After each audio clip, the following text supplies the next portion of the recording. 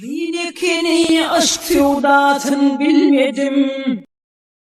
Sana düşüp şatlanmadım, gülmedim. Köp karıştım, sever yarım gelmedim. Sana ümit bağlan, gönlüm ağlayar. Ken karıştım, intizarım gelmedim.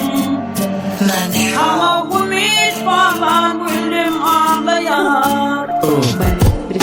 Yağış yağan günü senin bağdın Hapa sözler bilen Adın qarıl yadı sevmiş yadır Asman bize qarga yadı Qaharlanıp gözümünle qarga yarım yadından Şo soğuk şemal bezi üşüt yadı yağışı ezip Men üçün eziysen Yönü qatı yokor uçtuk tapmak kıyın olur Ünlü pesi yüzün ömürdün esin Senin beni söyleyen diyen yönü Söygü senin üçün yönüm önü Elimde koyunu koyuyorum Yağış bilmedi onu öyle dip Yaşlar onu öyle değil Senin gözlerin yoğuz odun közleri Yalı yanıp dur Benim gözlerimden yağış o közlere damıp dur Öçülecek olur Kellerimi göçülecek olur Otladım çilimi Hafım köpölü bulur Yağışa çıdamadı çilimim Sağıtın altı sordum Aydı çengillet Saç bağımı tetin edip boğurdum.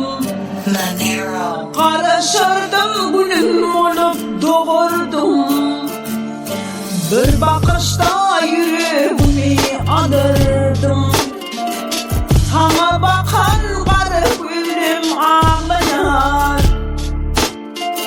Ne düşün ikimiz de seninle Birbirine ters dağıtlan Ehlisi cemlenen Elimden sen eline gelmenen Yarı ayrılığı ekilçek olsa gelmenem Yüreklerimizden teplenen mi? Eyyem bilçe artık masrafta replenen mi? Nem şu dımık dursun Diyem de cevap verdim bana Söygü kursun Söyledik olsam ağlamazdım dün Yanmazdım ertin Gelmezdim bugün Kucakladım Ütküdü dünyam Sen bilen men bulutsuz günlerin görgen Sen yoğunda yattan çıkardım gülmeni Eni ettin uçulmani